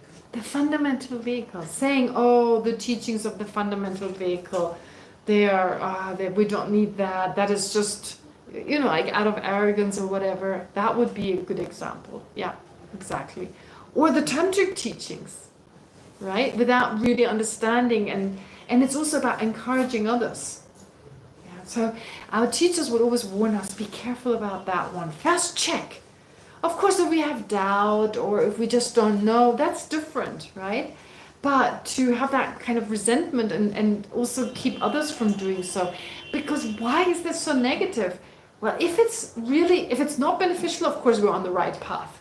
But if it's really beneficial, it could potentially help us to transform our mind in a very profound way. Others as well. We could benefit so many sentient beings.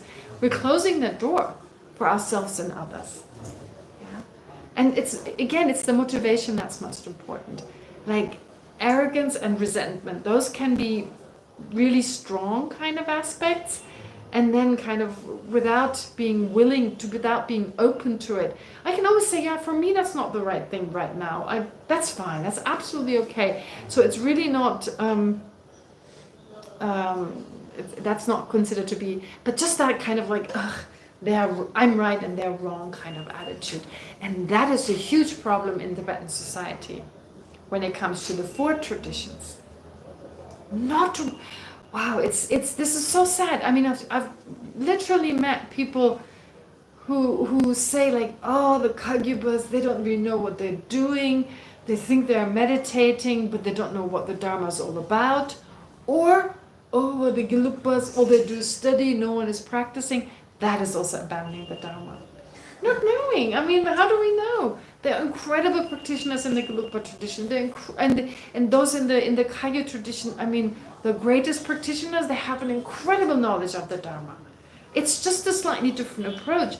The method is the means, the methods, the wisdom, it's all the same. It's just slightly differently explained. And there are slightly different techniques that are emphasized, especially the differences lie in Tantra, and the vocabulary is used differently. But that criticism of one another.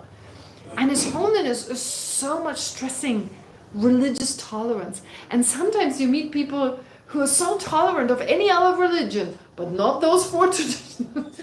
Right? They're very critical of the other three traditions, but Christianity, very tolerant. It's supposed to be of all of them.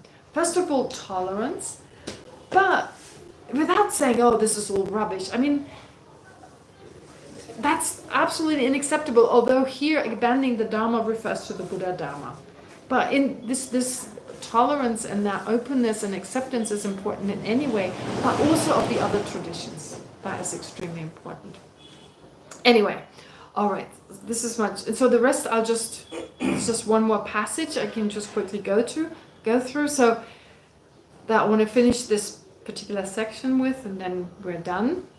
Here, Lama Tsongkhapa is saying, compared to the first two texts by Nagarjuna, which is the Precious Garland and the Praise to the Dharmadhatu, or the Ultimate Expanse, this work, which is the last work, Compendium of Sutras, also from Nagarjuna, all three texts have been translated into English. The Compendium of Sutra is certainly more explicit. Nonetheless, for those stages of the path that remain difficult to comprehend, Shantideva, the great upholder of Master Nagarjuna's tradition, presents them in both his Compendium of Training and Guide to the Bodhisattva Way. So he explains the Compendium of Sutra. Very important text that in this tradition is not studied much. But it's beautiful how Lama Tsongkhapa emphasizes it and tells us, if you want to study this text, well, take Shantideva's text. Not just the Bodhisattva Way of Life or the Guide to the Bodhisattva, but also his Compendium of Training. What is it called in Sanskrit? I forget. Sitya Samuchaya or something? Sitya Samuchaya? No. That's what it's called? Sitya Samuchaya, okay. Anyway, it's been translated into English. The English is definitely one. And His Holiness has taught it many years ago and very much praised this text while he taught it. I remember many years ago he taught it. So there are His Holiness's teachings that you can go through. His Holiness explained a lot of detail. These were the times when His Holiness explained a lot. I mean, the teachings were longer. So I'm sure you can get the recordings and study this text to understand Nagarjuna's Compendium of Sutras. In particular, Shantideva presents these elements of the path clearly and most extensively in his Compendium of Training, which is effectively a meaning commentary on Nagarjuna's Compendium of Sutra. Meaning commentary versus word commentary. Word commentary explains word by word, which is Chandrakirti's text, which is Lama Tsongkhapa's text. That's a word by word commentary on Chandrakirti's Entering the Middle Way. It explains every word. But here, Compendium of Training explains the meaning of Compendium of Sutra. But still, it explains what the text is all about. The text explains, for example, that one first contemplates the benefits of making this human life meaningful on the basis of contemplating how this life of leisure and opportunity is of great value and most difficult to find. That's such a beautiful meditation. How many people really do it? Right? It's like beginning of Lamrim. I want to progress on the Lamrim. But actually for low self-confidence, this is perfect. Right? I mean, in the West, we often suffer from low self-confidence. Wow. Count your blessings. Great opportunity to... And also like depression, possibly certain types of depression. Like, everything is going wrong in my life. Because our mind just focusing on what's wrong in our life. Just focuses on the negative. This is a beautiful way to just focus on all these opportunities we have, all the good things in our life, not just in the way described in the Lamrim. We can of course expand on that. There are other things we can come up with, but also follow this here. So this is it's important to understand the great value and that it's very precious and difficult to find.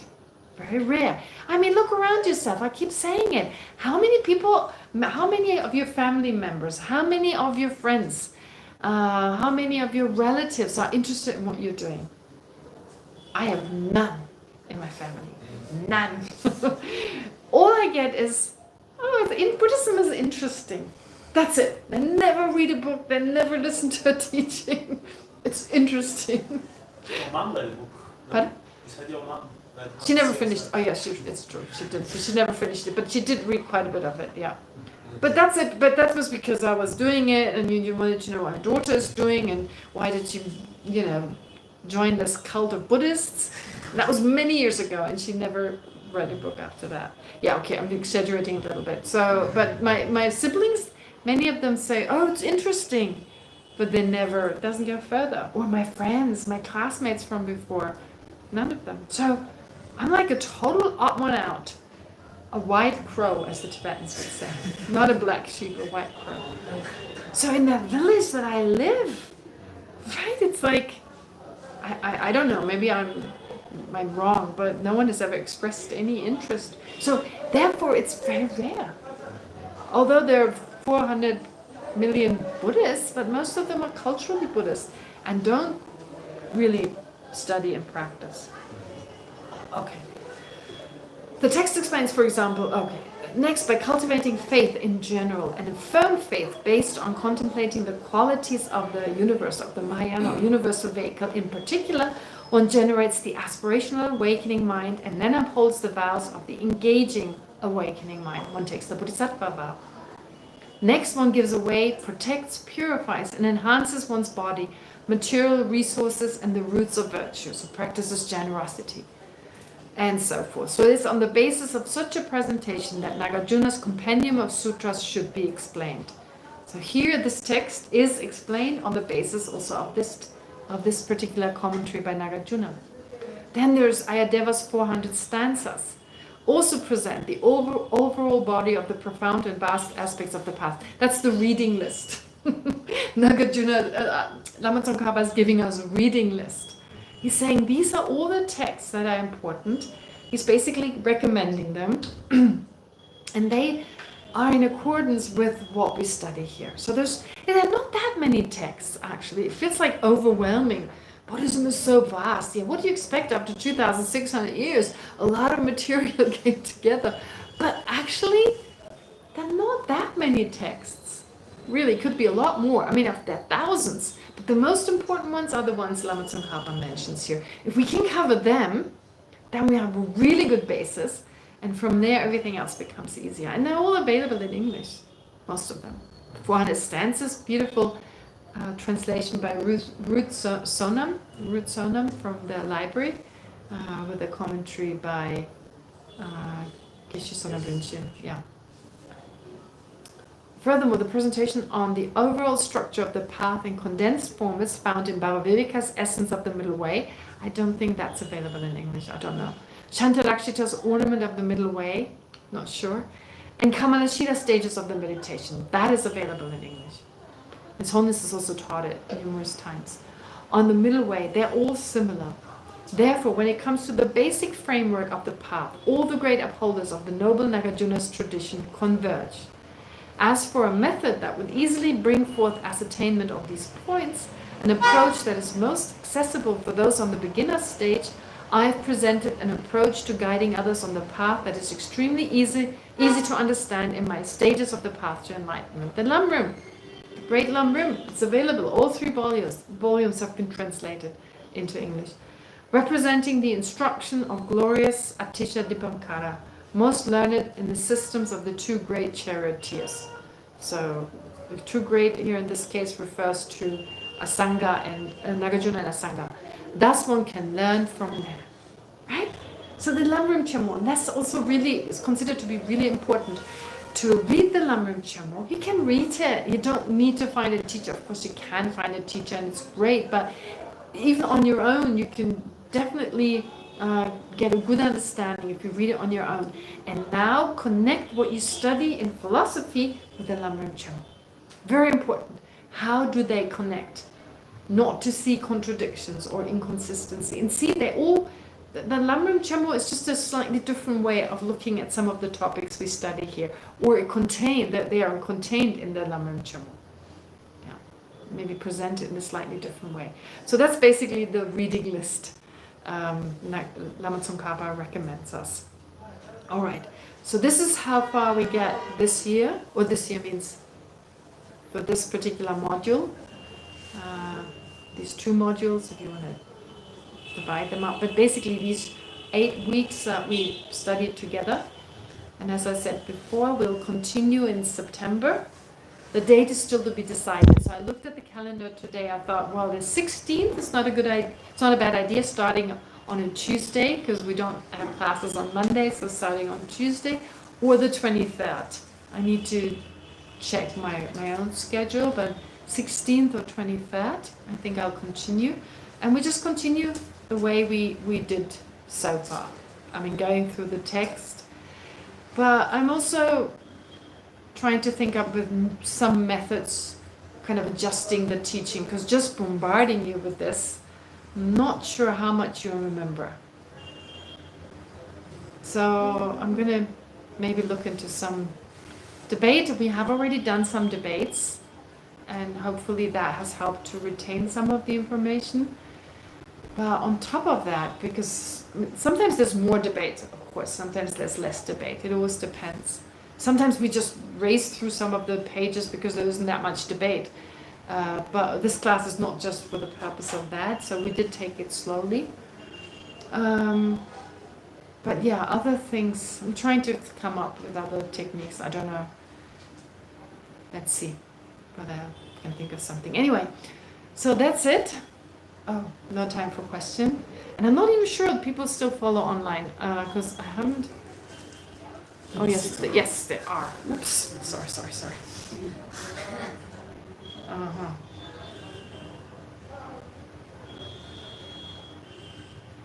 Aggregates clinging to self as real. Okay. There's only one actually.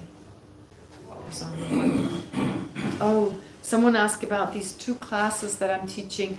No, the one in Tushita, the course in Tushita, as well as the course in Tosamling.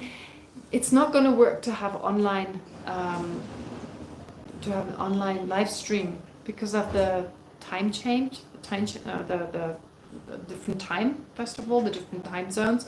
People have to work in the West. I mean, I'm teaching 6 hours in Tushita, and this is not realistic. So how many people can really follow live? But everything is recorded. At least in Tushita, I know there's going to be a video recording. There's going to be a handout. There's a video recording. Into something I'm not sure, but I'm sure they have a recording. You want to upload it to your YouTube channel? Yes. So the person who's taking care of that, Leung and someone else who asked me not to mention the name. But anyway, so there's this other person doing it. So the 2 of them, and they will, I think this other person will definitely, that's probably her main, yeah. Anyway, yeah, so it's going to be there, I think. Anyway, so thank you very much, everyone. And there's nothing more than just dedicating, of course. So thank you for your interest, for your questions, and maybe I'll see you again in fall. All right, so let's...